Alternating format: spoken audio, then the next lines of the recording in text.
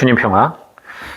오늘 여러분들 복음 말씀은 이 엠마오 이야기예요. 너무나 유명한 이야기잖아요. 이 엠마오 마을로 가는 두 제자, 절망과 공포에 쌓여있을 때 거기서 예수님을 만나죠. 그리고 예수님과 하룻밤을 보냅니다. 그리고 예수님이 빵을 떼우시고 또 성경 말씀을 풀이해 주시면서 예수님이 참으로 부활하셨음을 듣고 난 후에 그들의 눈이 열려 그가 예수님을 알아보는 순간 사라지시고 그들은 그 감동으로 다시 돌아가 다락방의 제자들에게 이 기쁜 소식을 알리죠. 이게 오늘 복음의 골자인데, 이 엠마오의 두 제자, 뭔가 어딘가에 그 오마주 같지 않습니까? 이 두 제자, 예수님을 만나고 집으로 초대하고, 예수님의 이 공생활, 예수님의 이제 죽음을 기점으로 해서, 이쪽은 이제 부활이시겠죠. 이쪽은 이제 공생활이고. 자, 예수님께서 엠마오에 가는 제자들을 만나서 얘기를 길에 가서 나누시다가 무슨 일이냐 물어봤더니 이 제자들이 이런저런 예수님의 죽음에 대한 이야기를 하니까 예수님이 그게 왜 이렇게 어리석냐, 이거 다 예언대로 이루어지는 거다 라고 하니까 이들이 예수님을 붙잡아서 집에 머물게 해요. 공생활 이전에 누가 그랬죠? 안드레아하고 요한이, 세례자 요한의 제자였는데 예수님의 소문을 듣고 가서 예수님 얘기를 듣다 보니까 너무 괜찮아. 그래서 예수님을 자기 집에 모시고 밤새 이야기 나눈 다음에 안드레아가 베드로에게 가서 메시아를 만났다라고 고백을 하죠. 이게 그대로 새롭게 부활 이후에 예수님을 바로 엠마오 제자들이 집으로 초대해서 거기서 진짜 예수님을 또 만나는 거죠. 근데 사실 여러분 잘 보시면요, 부활 이후에 예수님의 제자들 앞에 나타나시면서 하신 행동들이 공생할 때 했던 행동들하고 똑같아요. 이때도 물고기 잡게 했죠. 이때도 물고기 잡게 해요. 이때 무리를 걸으셨죠. 이때는 예수님께서 무리를 걸으시고, 물론 이때는 베드로가 물에 빠졌지만 이때는 베드로가 뛰어갔죠. 그리고 장르는 다르지만 풍랑 속에 예수님께서 주무실 때, 혹은 예수님께서 무리를 걸어오실 때, 이때 이들이 탔던 배, 이들은 그 배 안에서 벗어날 수가 없었어요. 배에 갇혀서 고통스러워할 때 했죠. 이때는 어디입니까? 다락방. 주님이 오시고, 이때는 주님이 깨어나시거나 주님이 오셔서 풍랑을 잠재우셨죠. 이때도 마찬가지입니다. 부활하신 주님이 오셔서 평화를 빈다 하시면서 그들의 불안을 잠재우셨어요. 똑같죠. 빵 떼어 나눠 먹고, 파스카, 이때도 빵 떼어 나눠 드셨습니다. 축복하시고, 똑같아요. 쫙. 공생활 이전, 죽음 이전에 했던 것을 그대로 죽음 이후 부활하신 다음에 하셨어요. 왜 이렇게 하셨겠어요, 예수님께서? 이유는 단순합니다. 예수님께서 제자들을 너무 사랑해요. 근데 문제는 제자들은 예수님을 올바로 사랑하지 못했어요. 아시다시피 엠마오 제자들이 제자들한테 갔어요. 다락방에 11제자한테 가서 얘기를 했어요. 여인들도 얘기했어요. 자기들도 가서 무덤에 예수님이 없는 거 알았어요. 근데도 그들은 믿지 않았어요. 도대체 왜 그렇게 믿지 않을까? 왜 그렇게 줄기차게 믿지 않았을까? 이들도 분명히 예수님을 메시아로 고백했어요. 베드로가 하나님의 아들이라고 이야기했어요. 이렇게까지 얘기했는데 왜 이들은 믿지 못할까? 이들에게 있어서 이 메시아는 통치자예요. 지배해야 되는 거예요. 권력자, 정복자,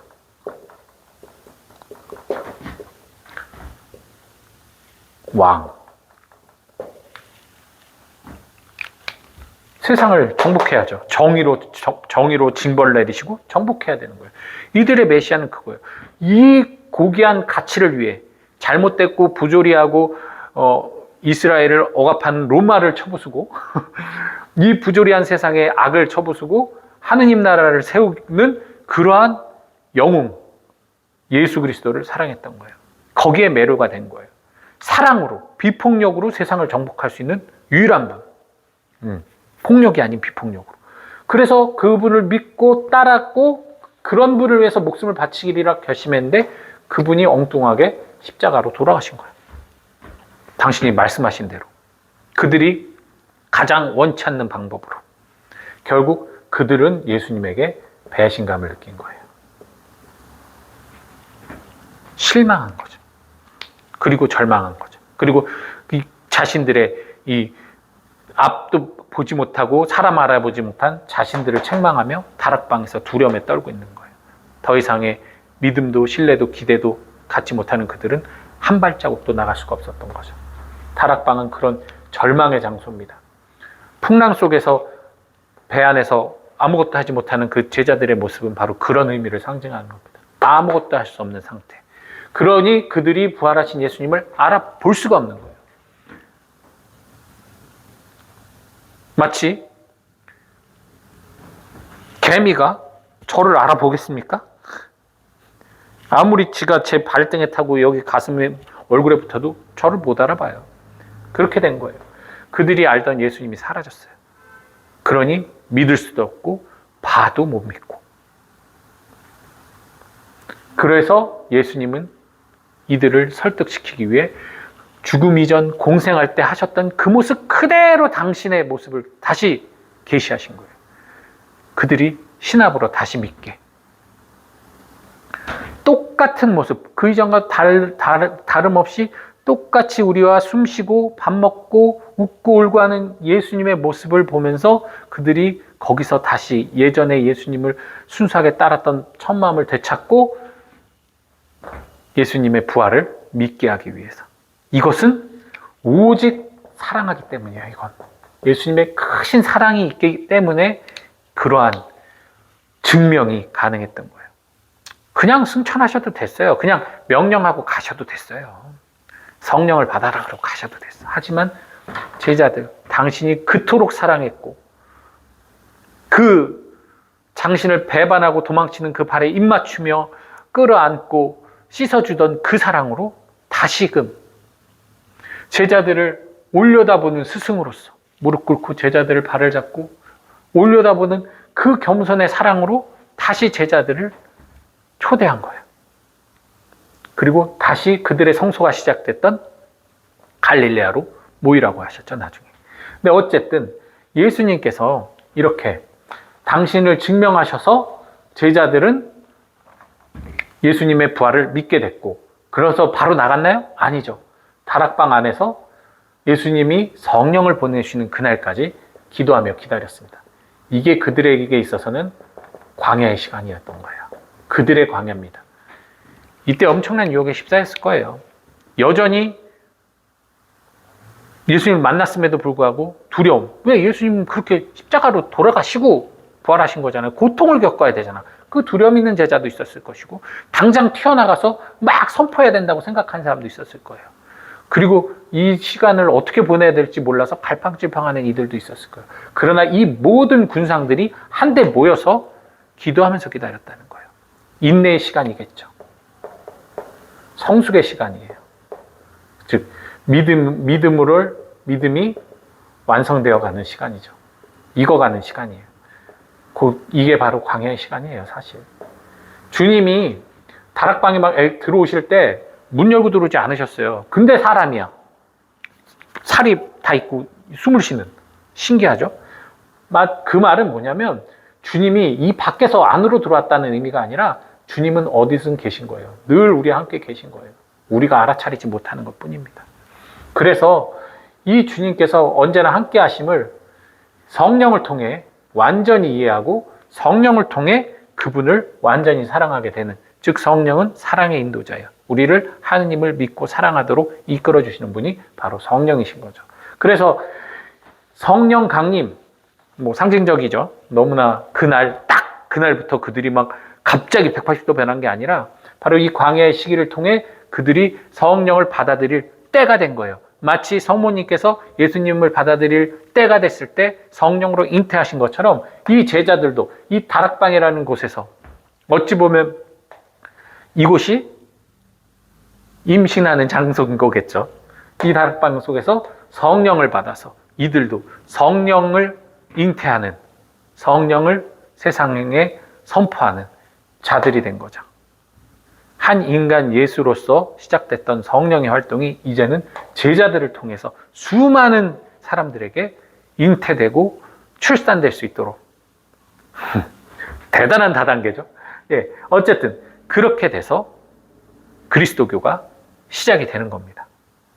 자, 그런데 이제 오늘날 우리의 모습을 또 봐야겠죠. 그런데 보세요. 우리들은 지금 부활 이후의 신자잖아요. 부활 이후에 하느님 백성인데, 부활 이후에 하느님 백성이 사는 삶은 어떻게 사는 삶이어야겠어요? 부활 이후의 사도들의 삶을 보면 알겠죠. 부활 이후의 사도들의 삶은 더 이상 그 이전의 삶과는 달라요. 서로 누가 예수님의 사랑을 더 받느냐, 누가 예수님 오른편에 서느냐, 그런 거 갖고 싸우지 않고 불신하고 의심하고 배반하고 하지 않아요.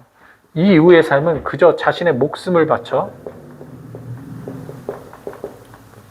주님을 증거하고, 그리고 세상을 향해 이 기적, 구원의 신비를 전파하는 거. 이게 이들의 사명이고 이게 이들의 삶이에요. 그렇게 바뀌었어요. 그리고 서로 사랑하면서 이 세상 살아가는 동안 행복하게 사는 거예요. 서로를 위해 기도해주고 헌신하고 봉사하면서. 이게 예수님 부활 이후의 삶이에요. 그런데 지금 여러분들은 어떻게 살고 계신가요? 뭐 저도 마찬가지예요. 제가 오늘 강론 때도, 공동체 강론 때도 뭐 그런 비슷한 얘기를 했는데, 저희는 여전히 공생활의 제자들의 삶을 살고 있어요. 공생활 제자들. 미신적이에요. 여전히 미신적이고 기복적이고 권력 다툼하고 갈등 맺고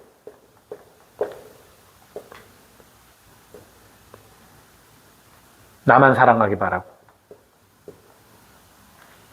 그죠?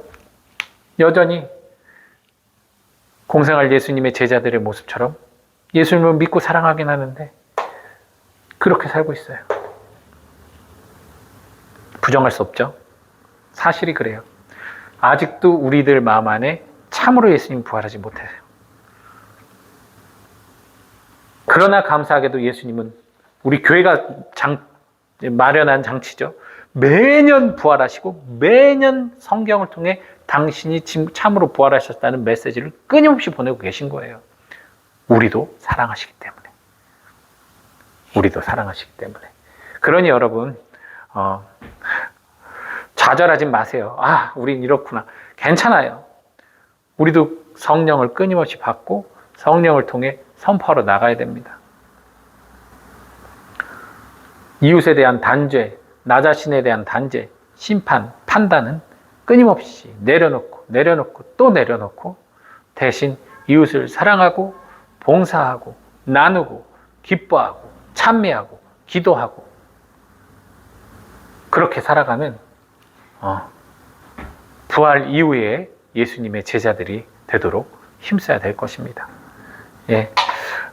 이제 항상 이 엠마오 그러면 이 부활 대축일 끝나고 우리가 이렇게 엠마오 본당에서 많이 가잖아요. 가만히 생각해 보면 이 엠마오의 참뜻이 뭘까? 절망과 시련에 차 갯마오로 가던 제자가 예수님을 만나 그분의 말씀을 듣고 참으로 부활했다는 그 기쁨, 그 예수님을 만난 기쁨을 다시 돌아가 전하는 게 중요한 거잖아요. 엠마오로 가는 게 아니라. 그러니까 저희도 엠마오를 간다 그러면 정말 주님의 복음 말씀을 더 성찰하러 갔다가 그 성찰을 하고 기꺼이 돌아와 다른 이들에게 복음을 선포하는 이러한 어떤 충전과 회복과 치유의 여정이 돼야 되지 않을까. 그냥 가서 놀고 진탕 놀고 뭐 술 마시고 그냥 쓸데없는 얘기나 하고, 이거보다는 좀 더 의미와 가치를 찾아서 이때 뭐 봉사를 한다던가, 이때 서로 더 깊은 대화를 나눌 수 있다던가 하면 훨씬 더 아름다운 엠마오의 길이 되지 않을까라는 생각을 해봅니다. 오랜만에 또 판사하면서 얘기했네요. 어쨌든 오늘 행복한 하루 되시고요. 제가 이거는 또 여담으로 전해드리자면, 제가 어저께 그 녹화를 가면서 이제 올린 영상에 댓글도 많이 달렸는데 오해하시는 분들이 계셔서 전화가 왔어요. 제가 기도를 부탁해 방송을 녹화하러 간 게 아니에요. 그 영성의 향기가 있어요. 프로그램 중에 이제 코로나 때문에 한동안 그 영성의 향기가 중단이 됐다가 다시 시즌이 시작이 됐거든요. 그래서 지금 권민자 수님이 아마 지금 현재 방송 시작하셨을 거예요. 그 다음이 저예요. 그래서 제가 아마 5월 달부터 그 방송에 나갈 건데 어제 그 2주분을 녹화를 했어요. 근데 처음 가는 거고 진짜 말 그대로 저 혼자 깜깜한 스튜디오에서 저만 핀 받고 이제 하는 거였는데 제 스타일이 아닌 거예요, 이게. 무슨 말인지 알겠죠? 지금 이렇게 지금도 뭐 저 혼자 있긴 한데 어떤 이런 자유분방하게 내가 뭘 얘기하는 게 아니라 거기서는 어쨌든 전국구 방송이니까 제가 조심해야 되는 것들도 많고 부담이 되고, 그래서 기도도 많이 했지만 두려웠던 거예요. 그래서 어저께 그런 말씀을 좀 드렸고, 특별히 기도를 받고 싶어서, 특별히 위로와 용기를 얻고 싶어서, 그래서 그 방송을 켰던 건데, 아마 저 사람 왜 몇 년이나 했던 방송을 저렇게 겁낼까 생각하신 분들도 계실 텐데 그것 때문입니다. 녹화 잘했냐고요? 아유, 당연히 못했죠. 첫 녹화는 시간이 너무 남았고 두 번째 녹화는 시간이 모자랐고 제가 조절이 잘 안 되더라고요. 자유롭지가 못했어요. 정해진 시간 안에 해야 되니까. 근데 어쨌든 뭐 최선은 다했습니다. 뭐 결과는 뭐 제가 알 수 없는 거니까 하느님께 맡기고, 아무튼 많은 관심과 기도 해주신 여러분께도 진심으로 감사드립니다. 아울러 우리 교황님, 프란치스코 교황님 하느님 나라에서 영원한 안식 얻을 수 있도록 여러분도 많이 기도해 주시고, 저 또한 미사 때 이렇게 우리 교황 프란치스코를 이제 미사 경문에서 빼야 된단 말이에요. 어쩔 수 없죠. 근데 마치 이렇게 뭐라 그럴까, 이 세상에서의 아빠를 잃어버린 그런 느낌 받으면서 마음이 좀 많이 슬프더라고요. 어쨌든 여러분, 새로운 아빠, 우리 대리 아빠 뽑힐 때까지 우리 여러분들 많은 기도, 특별히 이번 이런 상황, 이런 시기에는 또 그만큼 필요한 교황님이 선출돼야 되겠죠. 주님의 뜻이 그 콩클라베에서 잘 이루어지기를 여러분 많은 기도 부탁드립니다. 오늘도 행복한 하루 되세요. 주님 평화.